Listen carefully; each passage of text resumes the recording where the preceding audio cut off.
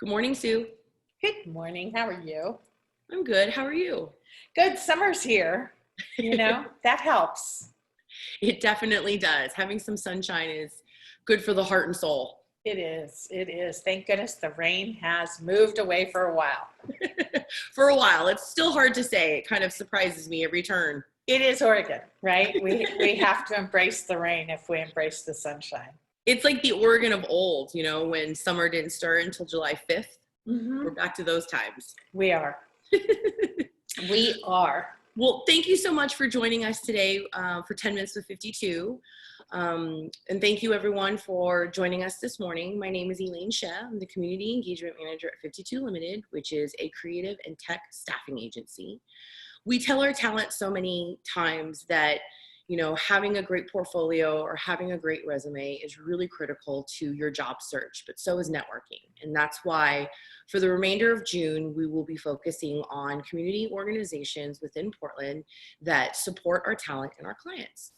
Today, we have Sue Parham, the Executive Director of Women's Center for Leadership in Portland, to talk to us about what they're doing, how you can become a member, and future events and their mission and goals. So thank you so much, Sue, for joining us today, and we're excited to hear all that you have to share. Thank you, Elaine. For everybody out there, I'm going to kind of run through what WCL does, and what you can expect to gain from being a part of it. You can be a member, of course. We embrace that and would love to have you be a member, but we also welcome all attendees because ultimately our mission is to serve the women of Portland. I kind of want to start out with, why do we even have Women's Center for Leadership? And I think if you look at the quote up on the screen here, women produce higher economic growth, higher returns on investment, ROI. They are, create more successful cities, countries, and when they're in the legislature, they discuss and embrace a wider range of issues. In general, when you have equity in senior management ranks of any sort, you have more success. I want to talk a little bit about Oregon too, and just some of the disparities because we're all thinking about the disparities right now. But let's talk specifically about Oregon and about women. So if you see the bar on the tall bar that says white man, a white man in Oregon makes about $11,000 more than a white woman. And if you put that into perspective of what that means, it almost means the man is getting a free place to live because it costs us at least $11,000, gross for sure, to have a place to live. But a white woman makes $6,000 more than a black woman in Oregon. So ultimately, it means that the man is making a house and a car more than the black woman. And if you really look at that and take it down to a Latina woman, another $7,600 less on average, it ultimately means that the man's house, car, and childcare is paid for in comparison to the woman who is working 40 hours a week. So there is a huge disparity. And the jobs may be different, but women are also relegated to women's jobs. So Women's Center for Leadership is around to really educate and develop women, all women.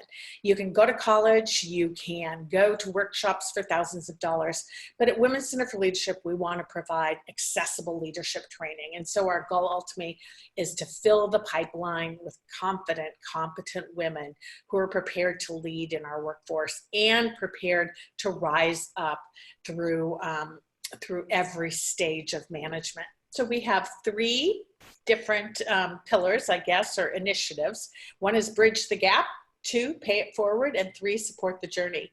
Bridge the Gap is all about the fact that in college, we may study IT, we may study communications, we may study a variety of things and never get a management class. And what you're promoted for isn't necessarily what you have to do at the next level. So we want to make sure that women have the management training to succeed right off the bat. The second one is Pay It Forward, and that is about equity in the workforce. our programs are very inexpensive. We try to make them very accessible, but at the same time, we understand that it could be a phone payment or it could be formula for a child. And so we want to make sure that we're inclusive. We provide scholarships. We seek supporters who will provide scholarships so all women can have that training lane. It's just, we don't think socioeconomic status should be a limiter to being a leader. Support the Journey speaks to a lifetime because women really come on around 50. All of a sudden, their child-rearing years are behind them. They have all this wisdom, and they want to give back instead of going to the golf course. They want to share everything that they know. So we deliver it through many different kinds of programs. Of course, we have lectures, we have discussion groups, we have workshops, we have long-term mastery labs where women can stay together and learn over the course of 6 months in a small group. We try to be very topical with what's going on. We like to think that we are not rigid, that we address what's really important right now. And so I want to share a little bit about what we're doing in the month of July. July 2020 is all about Through Her Eyes. We are in the middle of a travesty right now, a crisis of equity that we have never faced before, that's always been there, that we've never faced. And we really need our membership, and I think many of the people of Portland need a place to talk about it. And so we're launching an 8-part series 2 times a week in July. The first lecture will be someone talking to us about their life through their eyes. It could be about the history of racism. It could be about what words to use. It could be just about unconscious bias through her eyes. And the second meeting then will be small groups, virtual, of course, of people being able to really talk about how they can make change in this area.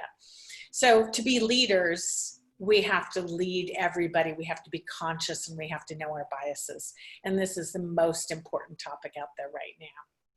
So that's Women's Center for Leadership. You can find our programming. This isn't quite up yet at womenscenterforleadership.org, womenscenterforleadership.org. You can contribute, become a member, watch for new programs, sign up for our newsletter. So this comes to you as soon as it's ready. It's not up yet, but it will be up soon. And we invite you to join us. So that's WCL, Elaine. Thank you so much, Sue. It's as someone who has attended and supported the organization, I know you do some brilliant things and really get great speakers to share their ideas and their thoughts and provide some really great wisdom. I encourage everyone to check out an event, to sign up for the newsletter, and to learn from Sue and the rest of the board and the team. They have some really great insights to share. Sue, is there anything else we should know about upcoming? Will you continue with the dine-ins? So we'll return to our regular programming after July. July will be focused in this area. And then especially once fall hits September, you'll see us go back to the lectures. Dine-in is a lunchtime session. It's a little bit like this, but lasts 45 minutes. You can kind of unpack your lunch and eat lunch with some women who are thinking about leadership skills. A lot of what we do, Elaine, as you know, is focus on unpacking, teaching, dissecting leadership skills, and giving women tools to kind of take those back and apply them to work today or tomorrow.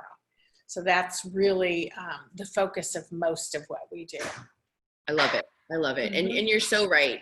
We as women need to band together and support those others, not just now, but in the future.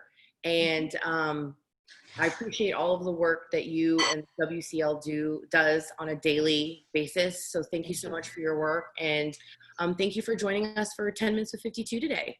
And Elaine and everybody, men are invited too. We're not exclusively saying this is only for women. Men are invited to join us. We like all perspectives. And in fact, you'll see some programming coming up that includes men. So I don't want to make it sound like, leave them home. Bring them along, because the more we can work together, the more advancement we can make. So well, thank you. You're welcome. And I'm pleased to say that we had a couple gentlemen join us for this call today. So thank you so much for supporting women. And again, I appreciate everyone attending 10 Minutes with 52. Thank you so much, Sue. Look forward to future programming with you. Great. Thank you, everybody. Thanks. Bye.